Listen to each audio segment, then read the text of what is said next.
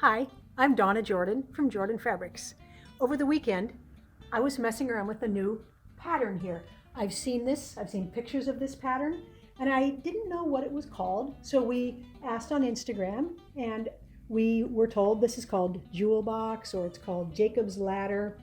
So I was just making a small table runner, but I'd like to make this into a quilt. So that's what we're going to work on today. This is a pretty easy quilt to make. It's a one block wonder quilt. So we're going to be making the same block over and over, and we're going to use charm squares. So I'm going to use 2 packs of these bright ones. Then I need a neutral. So the black looked really good with them, so that's what we're going to use today. So get your 2 packs of colors, 2 packs of neutrals, and let's get started sewing.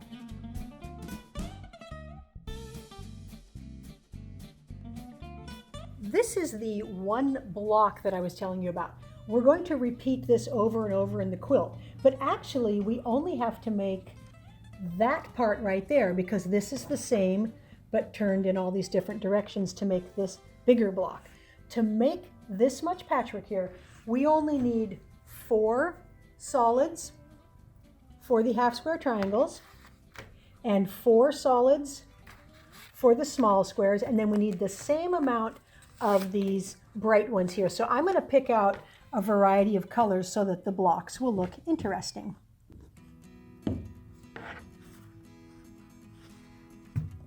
So take 4 printed and 4 solids, and these are 5 inches right now, but we need to cut these down to 4 7/8. So we're just going to stack them up neatly and cut a little teeny bit off. I'm going to make a straight cut here, and then I'm going to turn it around, and I'm going to measure over 4 7/8 from that straight cut. So this gets it to size, and it also eliminates a lot of the pinked edges.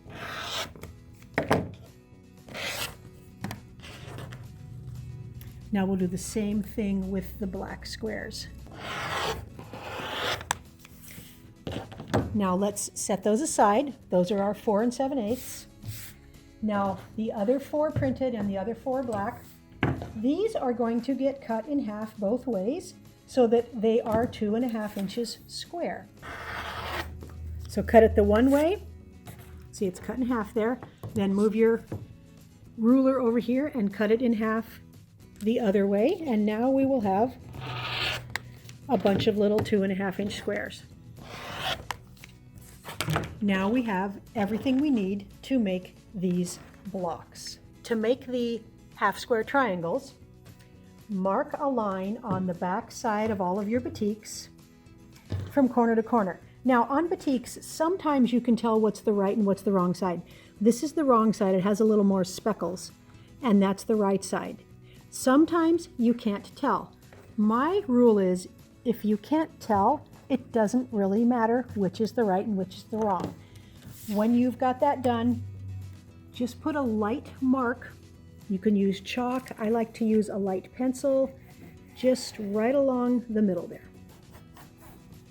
Now take all of your printed and your black 4 7/8 squares over to the sewing machine. To make the half square triangles, put the black square down first, and then put your batik with your line showing there and stitch down each side of it 1/4 inch away.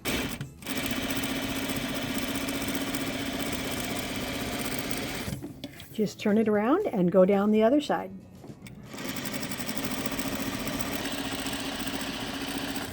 So do that with all of your black and printed squares. We're just going to slice these in half right along that line we drew.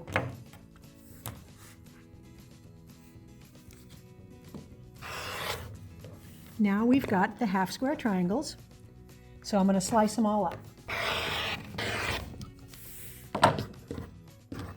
We want to iron these open, nice and flat. So I find that the batik will fold easier. So I'm going to keep the black down, and I'm going to press this towards the batik. I know I'm not pressing it towards the darkest fabric, but nothing's going to show through. We're not going to get any shadowing in our batik anyway. So let's iron them all in this direction because they'll be nice and flat this way.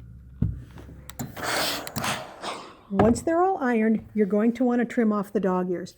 I usually just use scissors, but you can take this back over to your cutting board and use your rotary cutter if you prefer. The next step is to take the 2.5-inch squares and make some 4 patches with these.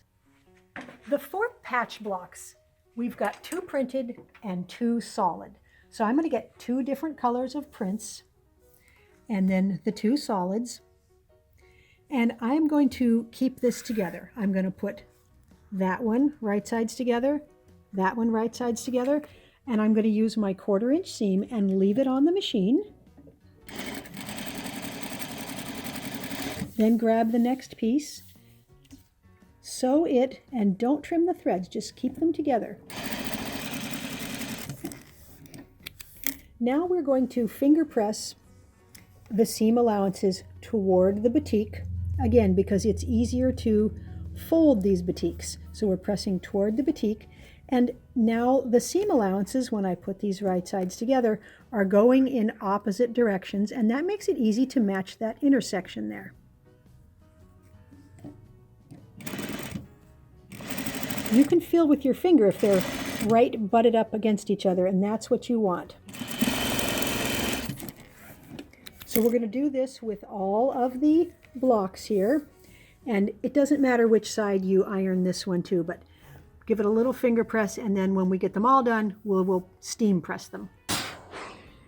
Now let's take our 4 patches and our half square triangles and go back to the machine. All we need for the one block is 2 of these guys and 2 of these. So I'm going to get some that are different colors. Those will work. And then we are going to be putting the batiks on the outside corners of the blocks there and on the outside corners of the blocks here.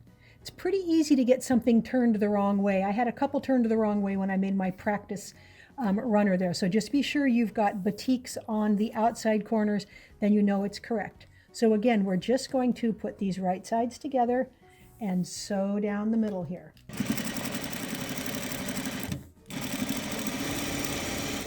And leave that on the machine, and then just stitch down this seam as well.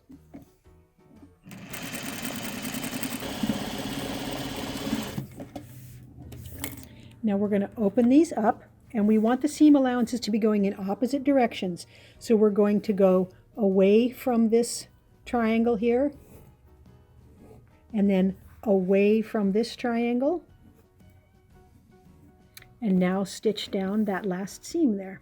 Make sure you've got your intersection lined up here. If you need to, you can trim those threads just to make sure everything meets.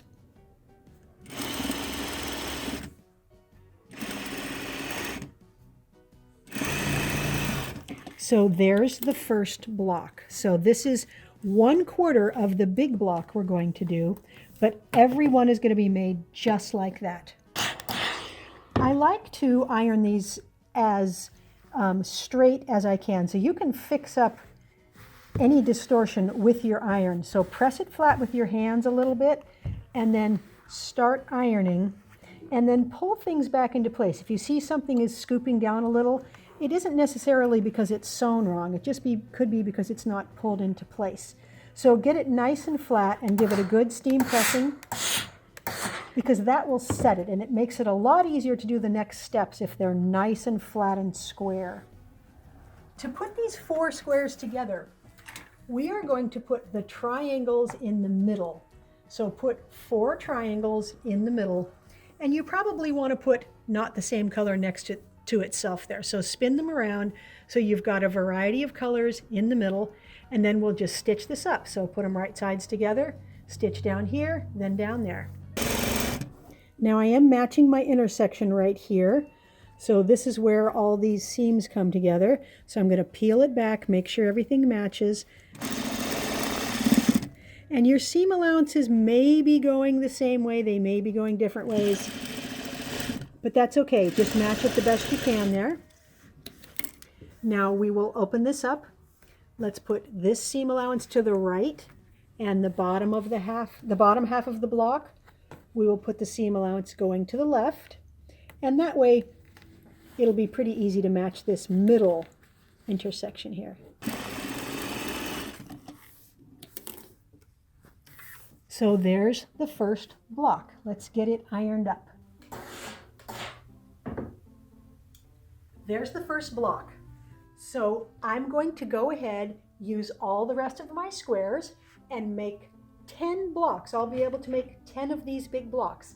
So I'm going to put 9 into a little quilt, and I'll have 1 left over for a pillow.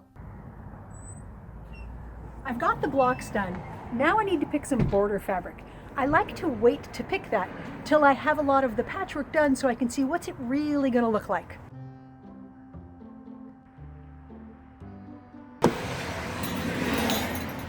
I think I'm going to use a solid color border first because these are so bright. If I use one of the prints, it might look too busy. So let's go over to where those almost solid batiks are.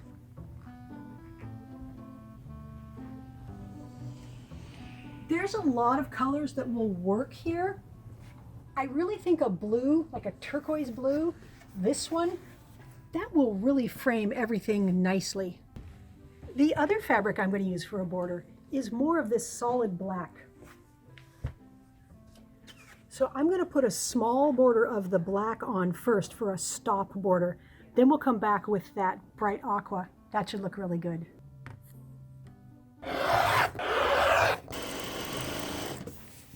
This is the last border. So we're going to sew off the end here. Now, to get a nice straight cut here, what I like to do is fold the border back on itself, because I didn't pre-cut these to size, I just stitched them on. And then you can use your scissors and hold it up against the fold, and that will make a nice 90-degree cut there. Now we'll finger press it, and then this will be ready to go onto the quilting machine. The quilt is all loaded up on the machine, ready to quilt. So I've got a bunch of bright colors of thread here. I really want the thread to show this time. So any of these will give me quite a bit of contrast. They're going to show on the black. I think that the green will look really good, so that's what I'm going to use.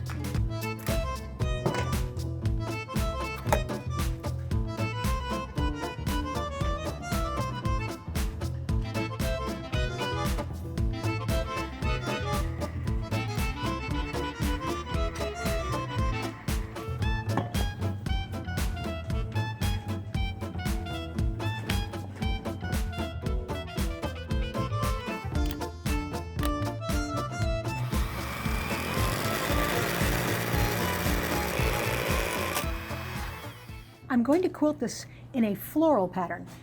I have one called Tropical.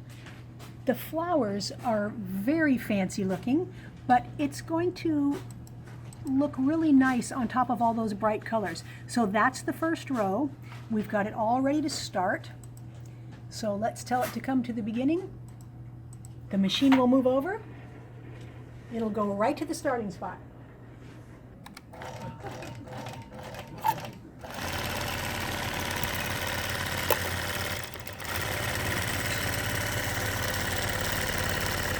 Oh, I just love those great big flowers. I think it's a hibiscus. That is a really fun quilting pattern. Now, while this is being quilted, let's go over and make the matching pillow. We're going to use the simplest method to make a pillow. All we need is our big patchwork block and a piece of scrap batting. So this is the same batting I use in all my quilts. I use the Hobbs 80% polyester, 80% cotton, 20% polyester. And I'm going to just stitch around here. I'm not going to quilt it, but you can if you like. Then we just need a ½ yard for the backing. I'm just going to edge stitch very close to the edge, all the way around the outside of the pillow. The fabric kind of clings to the batting, so I don't even have to pin it.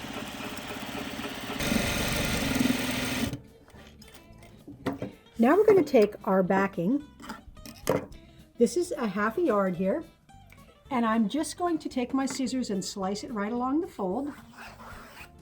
And I'm going to use these selvage edges because I know they won't fray anymore. So here's what I'm going to do. I'm going to fold back about 5 inches on the back here. I'm going to move this up slightly higher than halfway. There's the halfway point of the pillow. I'm going to move it up a couple more inches. Then I'm going to take the other half and I'm going to put it on the other half of the pillow, but I'm going to move it down about 2 inches. So let me see if I'm about straight there. You can just eye it up. Yes, and then flatten this out.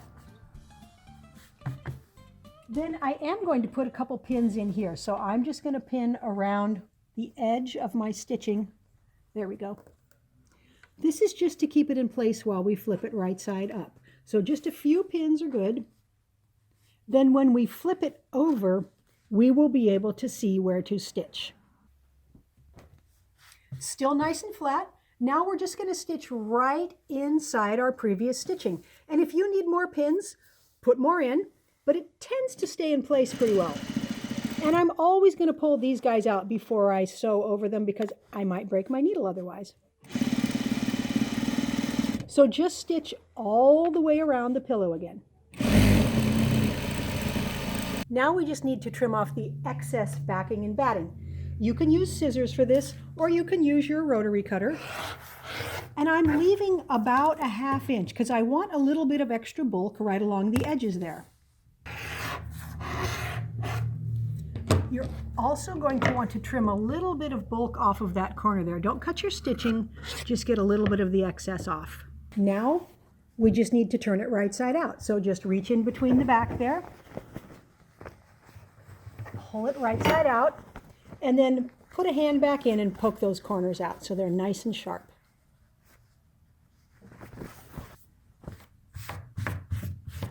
Now all we have to do is put the pillow form in. So these pillow forms are available at craft stores and they're specifically made to be put into your pillow covers.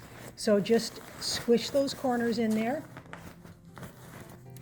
flip it around. You have to be somewhat brutal to squish this in here, but it won't hurt it. Just pull the pillow into the corners, then tuck that back in way down deep, and then give it some squishes like this, and everything will even out. All done. The jewel box quilt really turned out looking like gems. This is exactly what I would think of pirate's treasure looking like if we got a bag of jewels and poured them out into our hand. The bright colors just pop against that black background. And the green thread on the quilting, it provides a little accent color. You can really see the quilting on the back side here. Very tropical looking, very fun. Now this quilt turned out 58 inches square with the borders. And so if you want to make a bigger quilt, remember I used 2 packs of colorful charms, 2 packs of solids. If you used 3, you could make a 3x5 quilt. You could use 4 to make a queen size. Very easy to make this quilt a lot bigger. Oh, and the pillow. The pillow was just so much fun. So 16-inch pillow, that's what I put inside here, was that 16-inch pillow form. And once our weather turns here in Southern Oregon to spring, I'm going to take this out and this is going to be my picnic blanket. Thanks for watching our tutorial today on the jewel box quilt. I hope you guys enjoyed watching as much as I enjoyed making it. Now we're going to have another giveaway. So if you're interested, this is the quilt we're giving away today. This is a batik log cabin. These are all Hoffman prints. It's about 60 by 80 inches. Really a nice springy looking thing with the butterflies here. It's very easy to enter. Just click the link that says giveaway, put in your name and email address, and this is open to everybody worldwide. So good luck. Now, if you don't want to miss any of our tutorials, be sure to subscribe to our YouTube channel. Happy quilting!